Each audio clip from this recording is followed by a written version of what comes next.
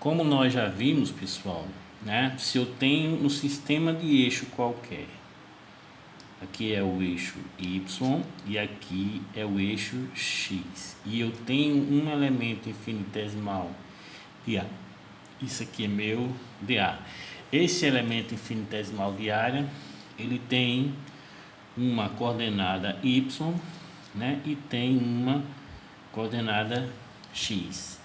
Então, se eu quero determinar o momento de inércia em relação ao eixo x, então o braço de alavanca em relação ao eixo x para o elemento infinitesimal de área é y, que é dado pela integral de y ao quadrado vezes dA. Se eu quero calcular o momento de inércia em relação ao eixo y, o braço de alavanca em relação ao eixo y, né, do meu elemento infinitesimal de área dA vai ser x. Então vai ser igual a integral de x ao quadrado vezes dA. Né, pessoal? Agora, nesse exercício, nós vamos ver uma outra característica geométrica, que é o momento, é o produto de inércia, né? Ó, vamos relacionar agora o eixo x e o eixo y, respectivamente. Então, o produto de inércia I x y vai ser igual à integral de x vezes y vezes o elemento infinitesimal de área.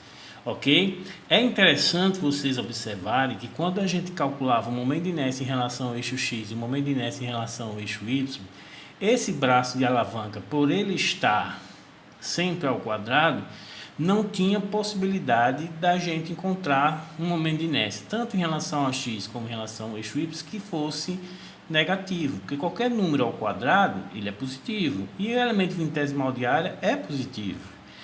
No produto de inércia não, acontece uma coisa interessante. Eu tenho x vezes y. Então, dependendo de onde esteja esse corpo, eu posso ter um elemento infinitesimal de área aqui, ó. Perceba, pessoal? No quarto quadrante, aonde eu tenho um x positivo mais um y negativo. Então, quando eu estou tratando de produto de inércia, esse produto de inércia pode ser negativo, coisa que não estava acontecendo quando a gente trabalhava com o momento de inércia, né? Tanto em relação ao eixo x como em relação ao eixo y. Por quê? Porque esses braços de alavanca sempre vão estar ao quadrado. Beleza, pessoal? Então vamos trabalhar agora com o produto de inércia. Essa questão que eu estou sugerindo para vocês, que não está na lista de exercício para esse capítulo, né? Basicamente, pessoal, que vai cair na prova. Então não tem como vocês errarem, mas vocês têm que exercitar. Porque se não exercitar, aí o bicho pega. Beleza? Então vamos agora, vocês vão saber como é que a gente determina o produto de inércia, né? E também vou fazer exercício de que a gente vai resolver utilizando a integração, que não é difícil, né? E o produto de inércia também não é difícil, fica super fácil. Beleza? E vocês vão ter algumas características com relação a esse produto de inércia. Então, se você tem uma estrutura, um perfil, que ele tem um eixo de simetria, então esse produto de inércia em relação ao centroide sempre vai dar zero. Ah, professor, então quer dizer que este perfil que o senhor colocou aqui, ele tem um eixo de simetria, tem aqui o eixo de simetria, então o produto de inércia em relação ao centroide vai ser zero, exatamente, beleza? E vocês vão perceber isso quando a gente começar a resolver essa questão. Então vamos lá. Para o perfil C dado abaixo, determine o momento de inércia em relação ao eixo X, né, ó, o raio de radiação em relação ao eixo X, o momento de inércia em relação ao eixo Y, o raio em relação ao eixo Y, o meu momento polar de inércia, que é super fácil, é só somar os dois, né? Beleza?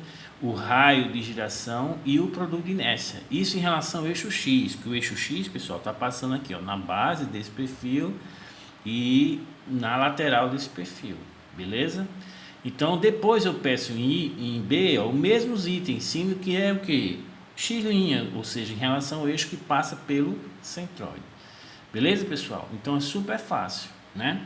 Então, vamos fazer, né? Vamos fazer essa questão bem explicadinho, usando os vários métodos para vocês, porque essa questão vocês podem ficar com certeza, vai cair uma dessa na prova e não tem como vocês errarem, só se vocês não exercitarem. Ah, professor, entendi sua aula, não pode vir que eu estou fervendo. Não é assim, você tem que exercitar, beleza? Tanto com relação a centróide como em relação a um momento de inércia, vocês têm que exercitar, beleza?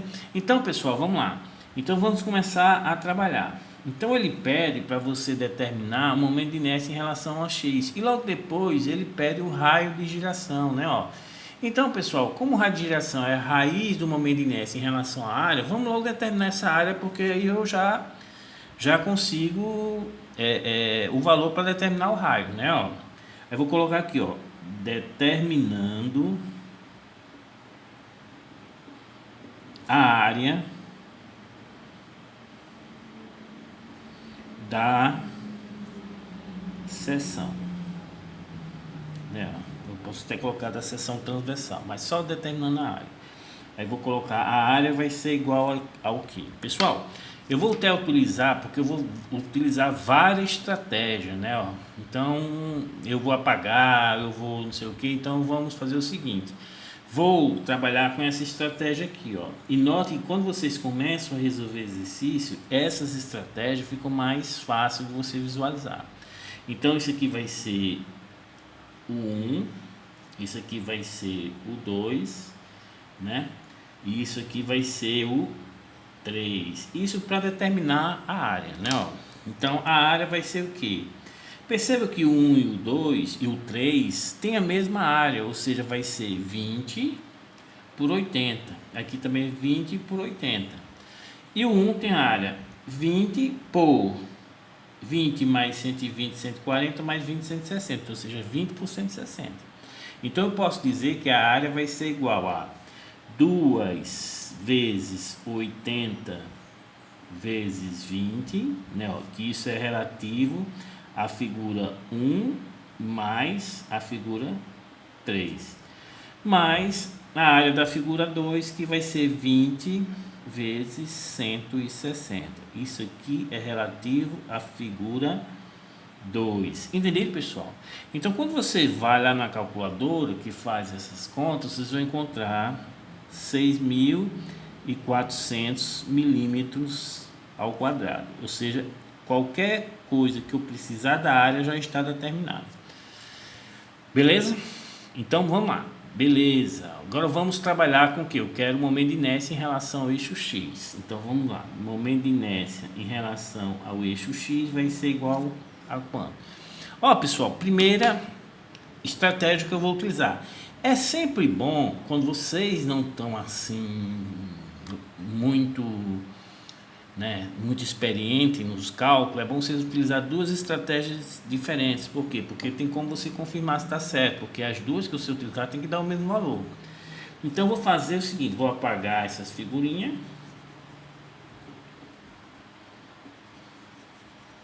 Pronto.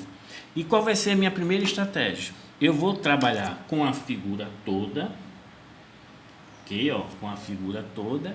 E depois vou retirar essa figura aqui interna, ok? Ó, vou retirar essa figura aqui interna. Então, essa figura toda vai ser a 1 e a interna vai ser a 2. Note que eu já mudei de estratégia, né? Ó. Então, vamos lá. A figura toda. Qual é o momento de inércia em relação ao eixo X? Perceba que o eixo X passa em quê, pessoal? Na base. Né? Ó, então, o momento de inércia vai ser a base vezes a altura ao cubo dividido por 3. Cuidado. Tem gente na prova que vai colocar 12. 12 é no centroide. Quando o sistema de eixo passa na base, é sobre 3, ou seja, a base, que vai ser 100, né, ó, que é 80 mais 20, 100, mais 160 ao cubo dividido por 3. E depois eu retiro isso aqui, ó, eu retiro essa parte aqui. Perceba que essa parte aqui também não está passando nem na base, nem o eixo está passando pelo centroide. Então, tenho que utilizar o que, pessoal? O teorema dos eixos paralelos. Então, beleza, vamos lá. Figura toda vai ser igual a base, que é 100, vezes a altura ao cubo, ou seja, 160 ao cubo, dividido por 3. Beleza, pronto. Aí vou retirar, isso aqui é a figura toda, né, ó. Agora eu vou retirar, por isso que eu vou colocar aqui menos, né, ó, essa figura interna, que eu vou utilizar o teorema dos eixos paralelos. Eu vou abrir um parênteses. Então vamos lá. Qual é a distância do eixo X até o centroide dessa figura aqui, pessoal? Opa, o centroide dessa aqui vai ficar quanto, ó? A metade de 120 é 60, com mais 20, 80. Então vai ser o que, ó? 80 ao quadrado, né? O que é a distância D, a distância do eixo X até o centroide dessa figura, né? Ó, vezes a área, que vai ser 120 vezes 80, beleza? Mais o momento de inércia em relação a um eixo passando aqui pelo centroide, ó, passando aqui pelo centroide. Então esse momento de inércia vai ser quanto? Ó? Eu estou colocando mais porque eu coloquei o parênteses, pessoal, mas esse momento de inércia que eu estou calculando, estou retirando, porque essa seção não existe, tá vendo? O negativo está aqui fora do parênteses, cuidado com isso. Mas, aí qual é o momento de inércia em relação ao eixo passando pelo centroide aqui, o eixo X, ou seja, um eixo X', né, passando pelo centroide. Depois a gente vai calcular ele. Opa!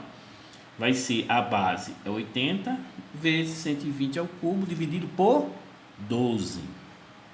Então vai ser o que? 80 vezes 120 ao cubo dividido por 12. Tá vendo, pessoal? Pronto. Coloque isso aqui na calculadora. Cuidado que é menos o que está aqui entre esse nem parênteses aqui, um colchete, né? Ó. E quando você coloca na calculadora, pessoal, para esse momento de inércia, vocês vão determinar o valor de 6,35733 vezes 10 a 7 milímetros a quarta, ok? Então este é o momento de inércia em relação ao eixo X. Ah, professor, estou entendendo, mas se eu errar essa porcaria, vamos refazer agora com outra estratégia.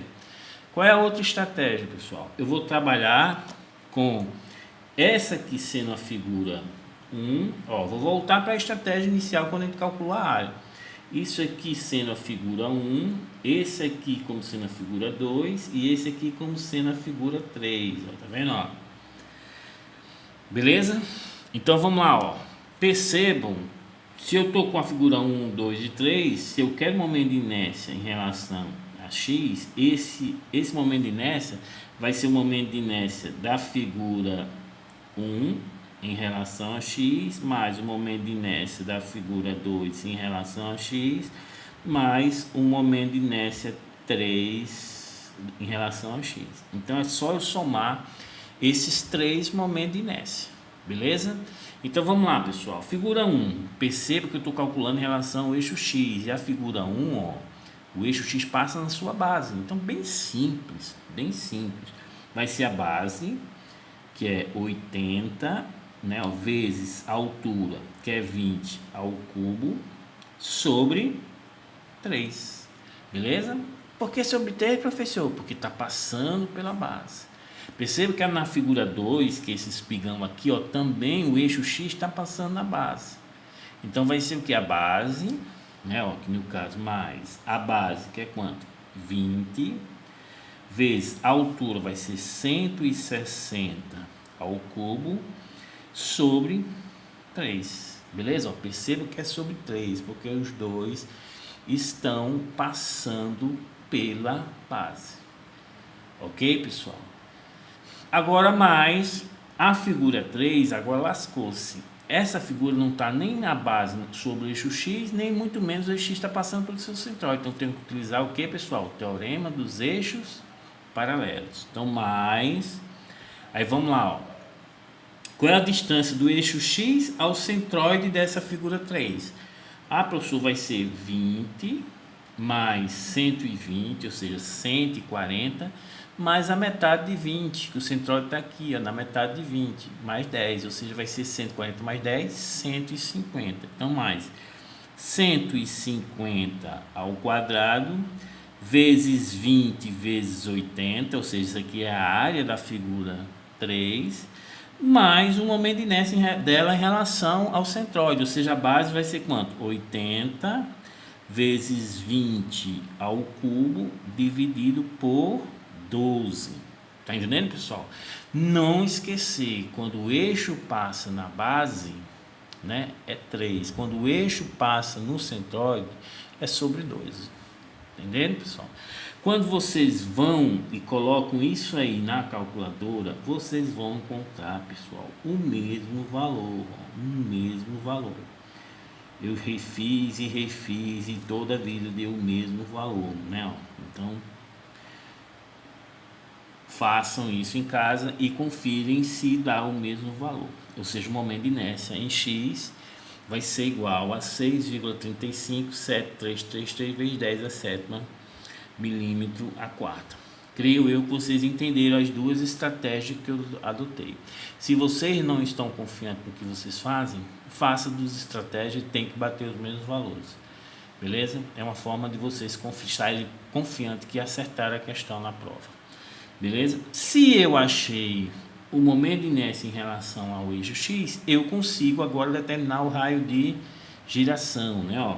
Então, o raio de giração em relação ao eixo X vai ser igual a raiz do momento de inércia em relação ao eixo X dividido pela sua área. Que isso vai ser igual a quem, pessoal? Qual é o valor do momento de inércia que nós encontramos? 6,35733 vezes 10 a sétima milímetros a quarta, isso dividido pela área que nós calculamos anteriormente, ou seja, 6.400 milímetros quadrados. Então, corta esse milímetro quadrado com essa 4 fica quadrado. Não, quando eu tiro a raiz quadrada, eu vou encontrar 99,67 milímetros o raio de giração. Beleza, pessoal? Pronto. Agora vamos calcular, ó, já calculamos o momento de inércia em relação a X e o raio de giração. Agora vamos trabalhar em relação a Y. Ah, professor, eu estou vendo uma estratégia perfeita em relação a Y, né? Ó, porque eu posso apagar essa estratégia, ó, presta atenção, cuidado aqui, ó, e vou trabalhar com as três figuras tendo a sua base passando pelo eixo Y. Ó, essa nova estratégia aqui, ó, como ficou, ó, beleza? Ó. Todas as três figuras têm a base passando pelo eixo Y. Então é o que? Base vezes a altura ao cubo sobre 3. Olha que legal, beleza? Então vamos lá, ó. Momento de inércia em relação agora ao eixo Y vai ser igual ao que? Perceba, pessoal, que tanto a figura 1 como a figura 3, né, elas são iguais, porque tem a mesma base, que é 20, e tem 100 de altura em relação ao eixo Y, né? Nota que inverte. Aqui eu vou ter 20 de altura, de base e 100 de altura. Então, se as duas são iguais e elas estão sobre o eixo Y, eu não preciso calcular de um e de outro, não, é só duas vezes, beleza? Então, vamos lá, ó. 2 vezes a base é 20 vezes 100 ao cubo. Note que inverte em relação ao que a gente fez anteriormente, em relação ao eixo X, né? Ó, dividido por quanto, pessoal? Por 3, porque está passando a sua base está sobre o eixo Y. Mas agora, isso aqui, pessoal, é a figura 1 mais a figura 3. Só falta quem, pessoal? A figura 2. E vocês percebem que a figura 2 tem base quanto? 120. E a altura, 20. Mas, aí vamos lá, ó. Base. A base é 120 vezes 20 ao cubo, dividido por 3. Beleza? Isso aqui, pessoal, podem colocar na calculadora e vocês vão encontrar 1,3653 vezes 10 a 7 milímetros a 4. Perceba, pessoal, que o momento de inércia em relação ao eixo X, ele é bem maior que em relação ao eixo Y. Então ele tem uma resistência maior à flexão nessa posição em pé do que você colocar numa posição deitado. Por isso que a gente chama um perfil C. Então ele tem que trabalhar em pé. Quando vocês têm um perfil que parece ser um C, né, um perfil que parece ser um C, mas você percebe que o momento de inércia em relação ao eixo X é quase idêntico em relação ao eixo Y, aí ele deixa de ser perfil C e nós trabalhamos com o perfil U, ok? Então é interessante você ter essa anotação, beleza? Ah, professor, beleza, entendi. Agora eu tenho outra estratégia para trabalhar com o momento de inércia em relação ao eixo Y, de forma que eu consiga verificar se está realmente correto? Tem, vamos utilizar a mesma estratégia que nós utilizamos na primeira vez, ou seja, vamos trabalhar com a figura toda e depois vamos retirar essa aqui, beleza? E como é que fica essa nova estratégia, pessoal? Vamos trabalhar, ó. Momento de inércia em relação ao Y, o que é que eu vou fazer? Vou trabalhar com a figura toda, então isso aqui vai ficar muito riscado, né? E depois vou retirar isso aqui que não tem. Perceba que a figura toda está passando uma base sobre o eixo Y. Então, beleza. Base, altura ao cubo sobre 3. Essa aqui não está passando nem na base e nem muito menos pelo centroide. Então, vou utilizar o teorema dos eixos paralelos. Acho a distância do centroide ao eixo Y, boto ao quadrado, multiplico por essa área, mais o momento de inércia agora em relação ao centroide. Beleza? Então, vamos lá.